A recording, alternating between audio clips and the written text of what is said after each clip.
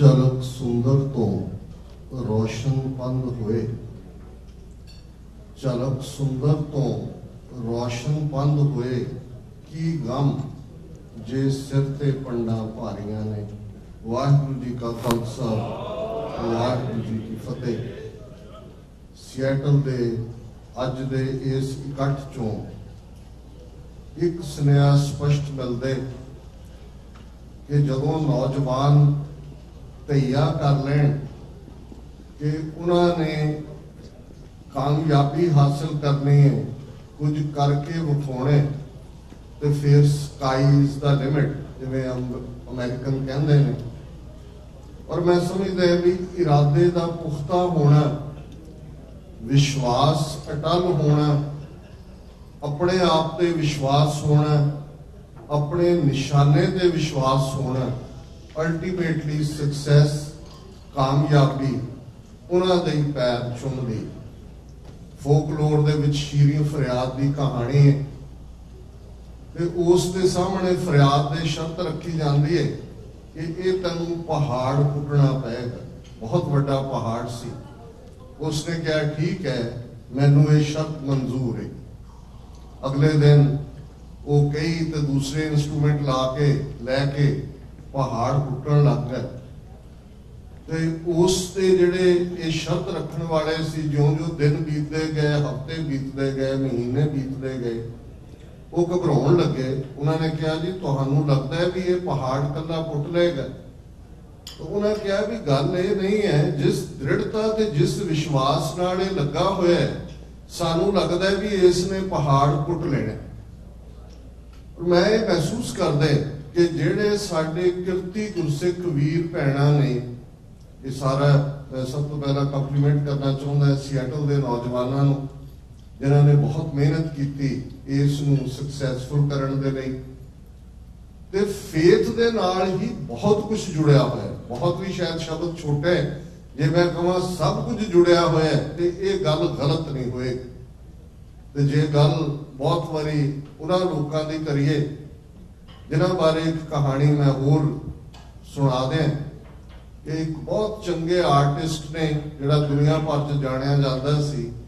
ਬਹੁਤ ਸਾਰੇ ਉਸਨੇ ਚਿੱਤਰ ਬਣਾਏ। ਉਸਨੇ ਇੱਕ ਮਿਊਜ਼ੀਅਮ ਦੇ ਵਿੱਚ ਆਪਣੇ ਚਿੱਤਰਾਂ ਦੀ ਐਗਜ਼ੀਬਿਸ਼ਨ ਪ੍ਰਦਰਸ਼ਨੀ ਲਾਈ ਤੇ ਸਭ ਤੋਂ ਚੰਗੀ ਉੱਚੀ ਥਾਂ ਤੇ ਉਸਨੇ ਉਹ ਚਿੱਤਰ ਲਾਇਆ ਜਿਸ ਨੂੰ ਉਹ ਆਪਣਾ ਮਾਸਟਰਪੀਸ ਸਮਝਦਾ ਸੀ।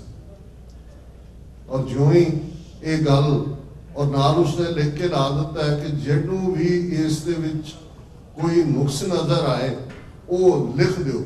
ਤੇ ਜਦੋਂ ਉਹਨੇ ਸ਼ਾਮ ਨੂੰ ਦੇਖਿਆ ਤੇ ਉਹ ਰੋਣ ਲੱਗ ਗਿਆ ਕਿ ਸਾਰਾ ਚਿੱਤਰ ਹੀ ਜਿਹੜਾ ਉਹ ਕਾਲਾ ਕੀਤਾ ਹੋਇਆ ਸੀ, ਸੁਝਾਵਾਂ ਦੇ ਨਾਲ ਜਾਂ ਗਲਤੀਆਂ ਲੱਭੀਆਂ ਹੋਈਆਂ ਸੀ। ਉਸਨੇ ਬਹੁਤ ਮਹਿਸੂਸ ਕੀਤਾ।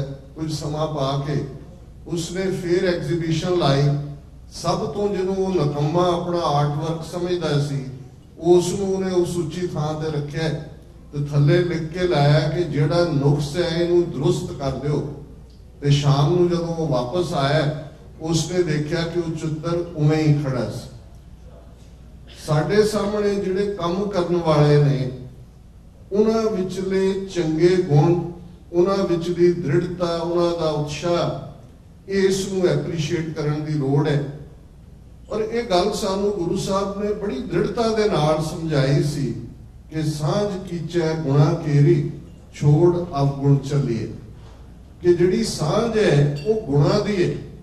ਜਿਹੜਾ ਚੰਗਾ ਕੰਮ ਹੈ, ਜਿਹੜੇ ਕਿਸੇ ਦੀ ਸ਼ਖਸੀਅਤ ਦੇ ਚੰਗੇ ਗੁਣ ਨੇ, ਉਹਨਾਂ ਨੂੰ ਐਡਾਪਟ ਕਰੋ, ਉਹਨਾਂ ਦੇ ਨਾਲ ਵਰਤੋ। ਔਗਣ ਜਿਹੜੇ ਨੇ, ਕਿਉਂਕਿ ਅਸੀਂ ਸਾਰੇ ਹੀ ਔਗਣਹਾਰ ਹੈ ਔਰ ਗਲਤੀ ਵੀ ਉਹੀ ਕਰਦਾ ਜਿਹੜਾ ਕੰਮ ਕਰਦੇ। ਇੱਕੋ ਕਲਾਸ ਹੈ ਜਿਹੜੀ ਕੁਛ ਨਹੀਂ ਕਰਦੀ।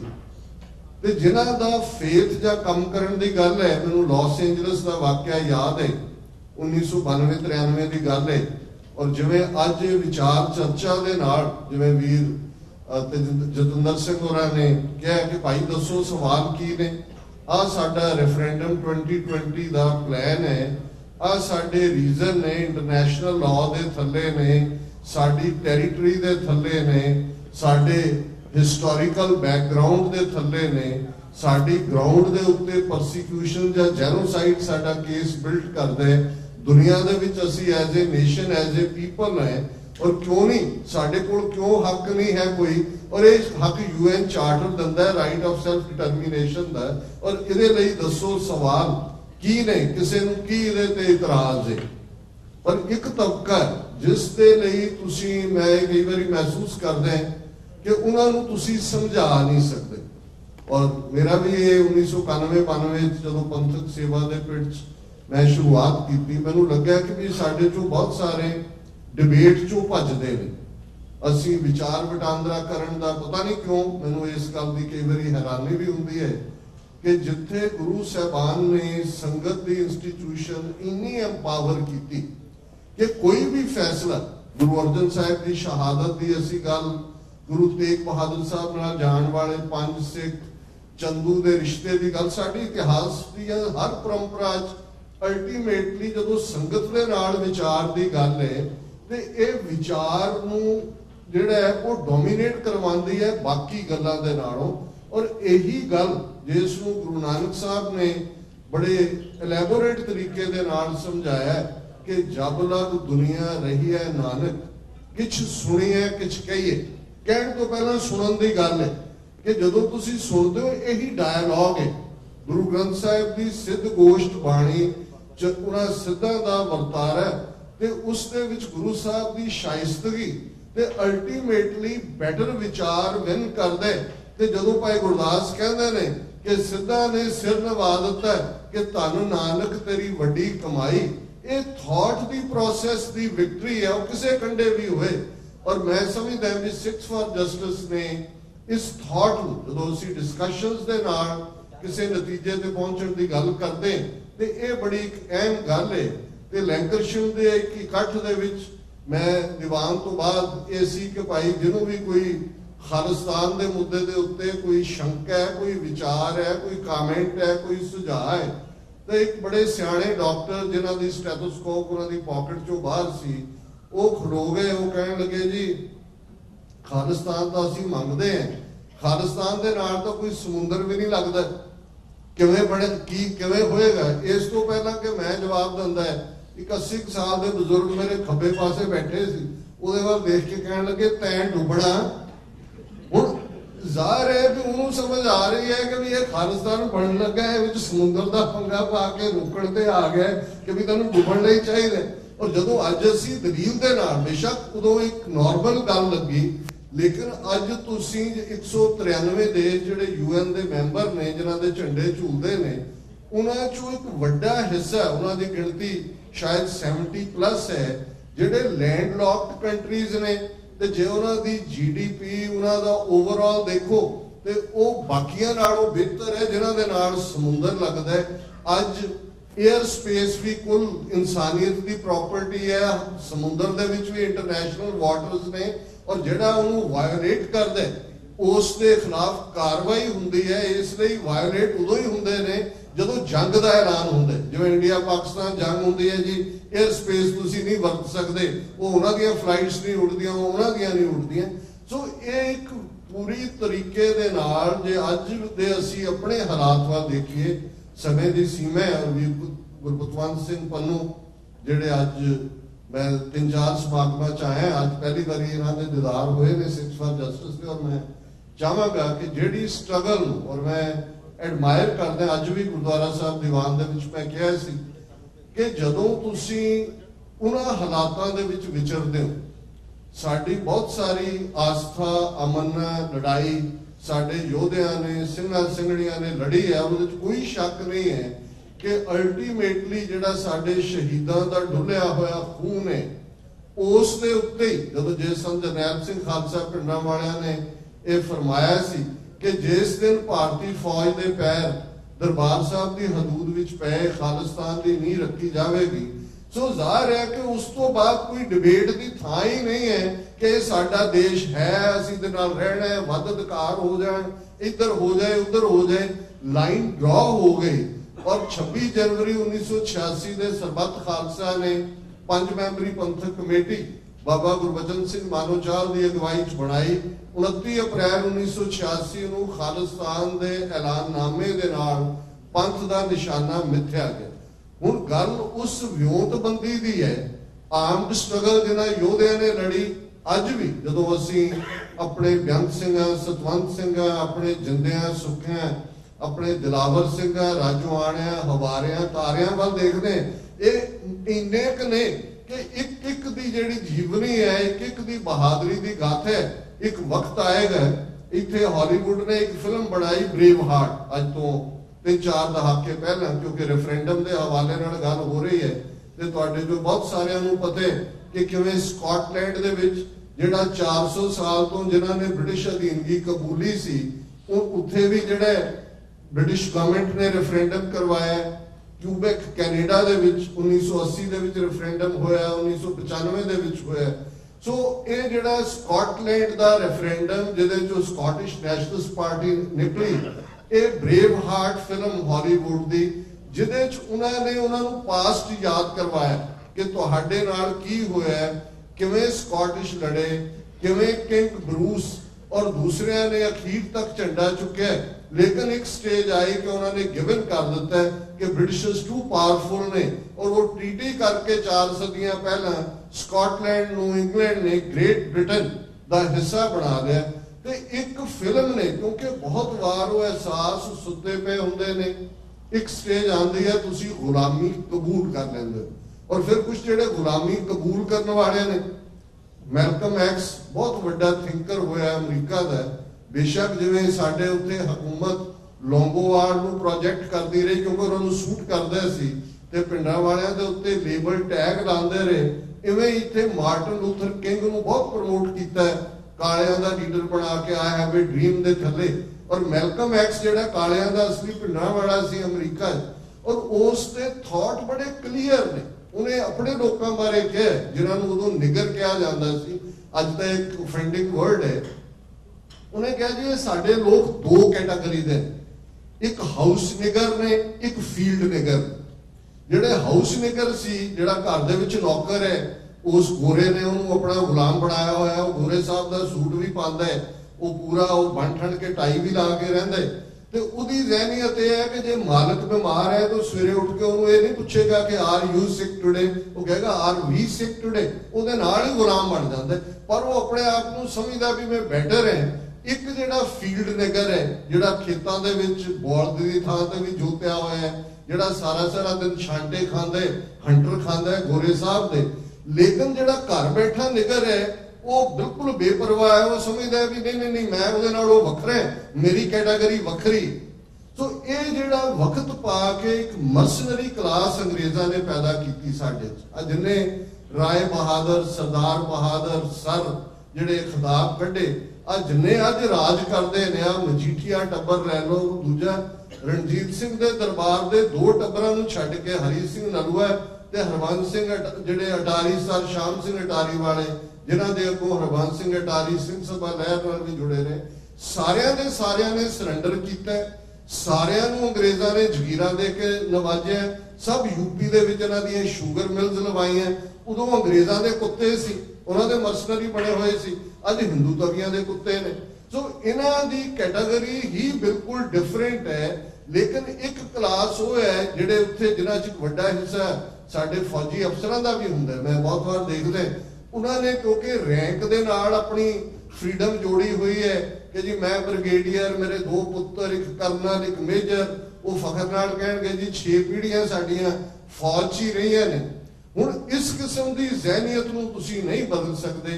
पर एक गल ज़ाहिर है, डायस्पोरा सिख 5 मिलियन खलोता है, और ये जिहड़ी अवेयरनैस दे नाल दुनिया दे विच सिक्स फॉर जस्टिस ने पिछले एक दहाके दे विच ਇਹ ਸਾਨੂੰ ਅਮਨਾ करवाई कि साडे कोल राइट ऑफ सैल्फ डिटरमिनेशन है, और वो UN चार्टर सानू दिंदा है, असी क्वालीफाई करते हैं। बेशक गल अज इंडियन ऑक्यूपाइड पंजाब के हवाले नाल हो रही है, पर मैं बहुत बार देखदा कि टैरीटरी तो कदे किसी नक्शे च बन्नी नहीं जाती।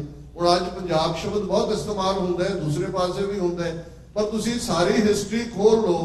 सब तो पहला पंजाब वर्ड अकबरनामे दे विच 17वीं सदी दे विच इस्तेमाल होया, 17वीं सदी अकबरनामे और वो भी इस कॉन्टैक्स्ट के लाहौर दरबार, लाहौर सूबा जिहड़ा सी दे नाल 5 दुआबे सन।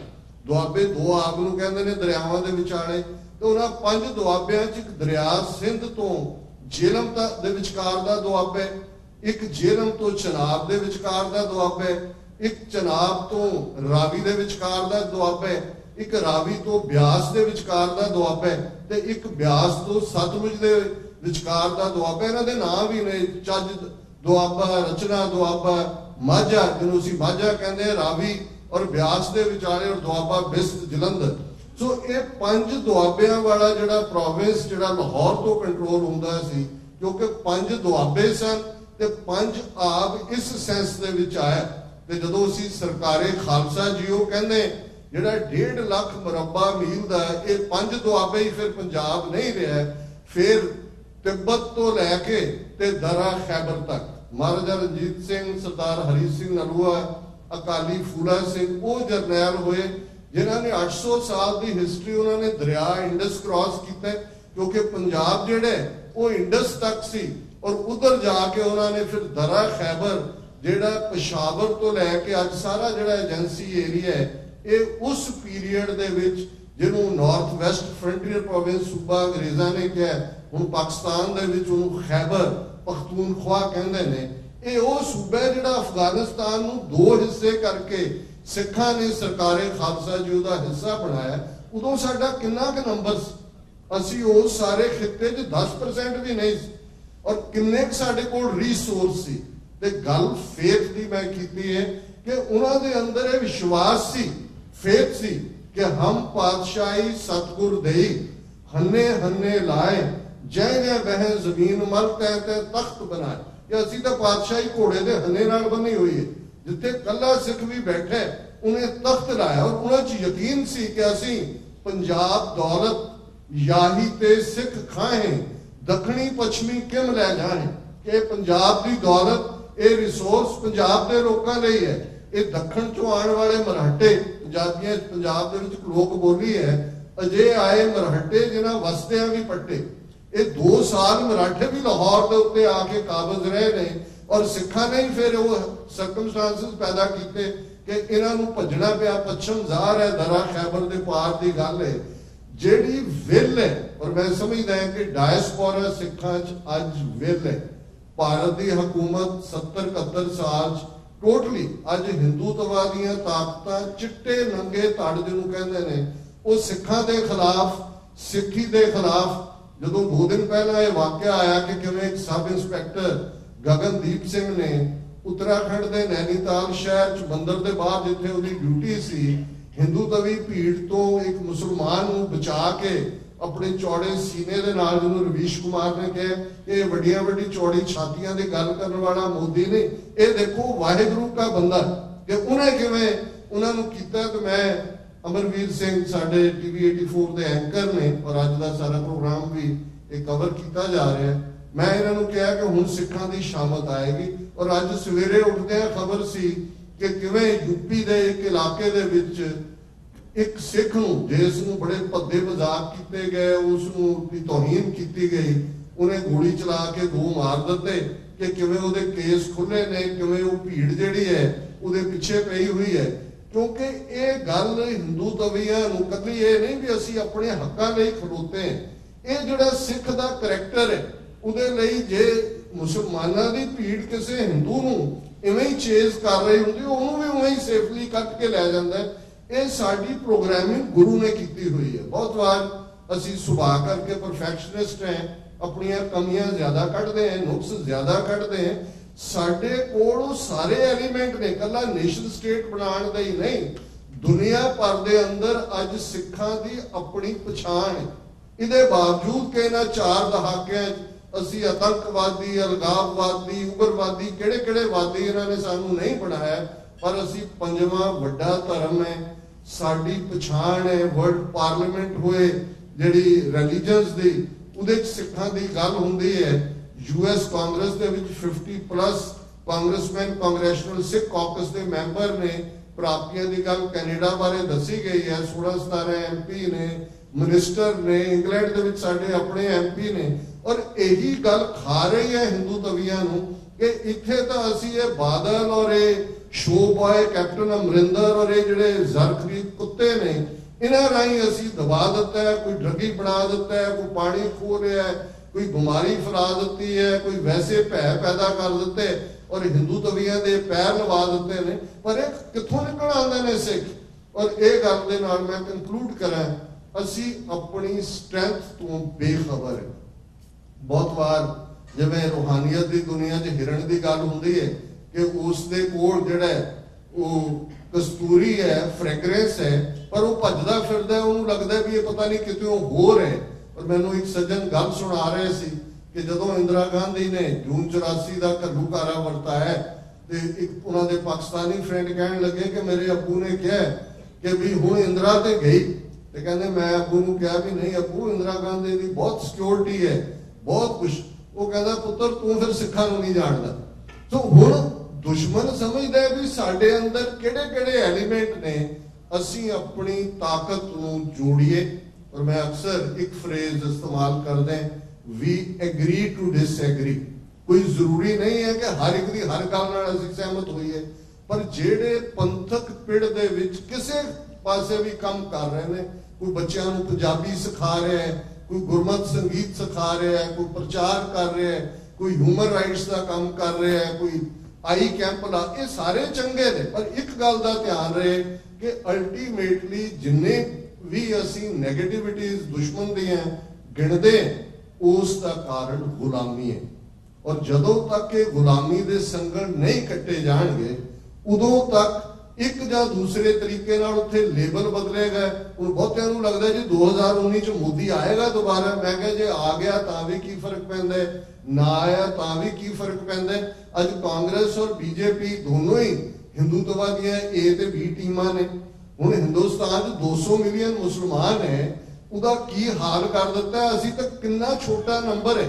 हुण जे राहुल गांधी कर्नाटका दे चोण दौरे ते गया, दूसरिया थावां ते गया, वो जिथे 14% मुसलमानों की आबादी है, वो किसी मस्जिद गिरजे गुरुद्वारे च नहीं जाता है। उन्हें मत्थे ते भी वड्डा टिक्का लाया, जनेऊ भी पाया, उसका स्पोक्समैन कहता जी ये शिवजी का भगत है। सो कुल मिला के जिहड़ी अज मेजोरिटी की जहनीयत है, उत्थे असीं जिवें कहा गया भी असीं किसी धर्म के खिलाफ नहीं, पर हकीकत सानू समझनी पैगी कि अज साडी सर्वाइवल की लड़ाई कि की असीं पंज ककारी रूप च आजाद भावना दे नाल, आ दिल्ली बैठे मनजीत जी के सिरसा ये भी पंज ककारी वाले ने, ये वही ने जिन्हां ने गुलामी कबूली हुई है। कोई फील्ड निगर है ते कोई हाउस निगर है, इन्हां च फर्क नहीं है। सिख आजाद है। भाई रतन सिंह पंगू याद करवाते ने, खालसा बादशाह या बागी या असीं सॉवरन है, अपनी किस्मत कढ़न दा आप हक रखते हैं या उसने लड़ रहे। गुलामी स्टेट ऑफ माइंड है। गुलाम वो बनता है जो गुलाम रहना चाहता है, जो गुलाम नहीं रहना चाहता उन्हें कोई गुलाम नहीं बना सकता। जगतार सिंह तारक कागज वगा के मार दे कि असीं तुहाडे बिल्कुल अदालती सिस्टम को नहीं मानते। असीं शहीद भगत सिंह को सैलीब्रेट करते हैं, राइटली सो, कि उन्हें वगार के कहा सी जज नूं कि जिथे कोई सरकार अखां तो अन्नी, कन्नां तो बोड़ी, मुंह तो गूंगी होए, उन्होंने सुनाने लई धमाके करने पैंदे ने। असीं सैलीब्रेट करते हैं, पर सानू जगतार सिंह तारा क्यों नहीं नजर आता, जिन्हें कॉन्शियस के अंदर फिर कोई जिहड़ा उस दे उत्ते मैल नहीं हुंदी, वो फिर हकूमतां नूं टकरादियां ही नहीं, उन्होंने मलिया मेट करके रख दिंदियां ने। सरहंद शहर गवाही दिंदा है, दिल्ली जिहड़ी 17 बार सिखां ने पैरां थल्ले रोली। साडे बजुर्ग कहंदे सी कि दिल्ली ते बिल्ली नूं की मारना है, जदों मर्जी मार लो। ये है गुरु ते फेथ, गुरु ते सिदक रखना ते निश्चय कर अपनी जीत करो। इस गल ते विश्वास के असीं जितना ही जितना है, सतगुरु रहमत करन। मैं समझदा है कि इन्हां दे इस एफर्ट ने इस सारी मूवमेंट को कला डायस्पोरा च ही नहीं, पंजाब दे विच भी सोशल मीडिया राहीं अज जिन्नी अवेयरनेस है, बाकी छोटियां मोटियां टैक्नीकैलिटीज ने वो टेकन केयर हो जांदियां ने, इन्ना इशू नहीं है जिन्ना कि असीं बना लैंदे हैं। इस वेले विल दे नाल कौमी खालिस्तान की प्राप्ति दे लई अगे तुरना और इस एफर्ट नूं जिहड़ा रेफरेंडम 2020 राही है, जिहड़ा दुष्टां नूं बिहाइंड द बार्स लियाउण लई कमलनाथ होए, वो सोनिया गांधी होए, टाइटलर होए, आ नहीं तो तुहाडे गुरुद्वारियां जिन्हां ने जीण नहीं सी देना बादल क्या दे दूजियां ने जे मुकदमिਆਂ वाला सिलसिला ना शुरू हुंदा हर एक नूं पता भी मेरा पलंदा तैयार कीता जदों ही आउंदे ने चोरी छिपे प्राइवेट आदे भी रहन और उन्होंने इस प्लेटफॉर्म तो बाहर करना यह भी सिक्स फॉर जस्टिस की बदौलत है। सतगुरु रहमत करन एक केसरी काफला अपनी मंजिले मकसूद खालिस्तान की प्राप्ति तक इवें चढ़ती कला नाल सतगुरु के विश्वास सतगुरु के भरोसे और सतगुरु की बख्शिश के नाल अपनी मंजिले मकसूद खालिस्तान को जरूर हासिल करेगा। किसी भी भूल चुक लई माफी। वाहिगुरू जी का खालसा वाहिगुरू जी की फतेह।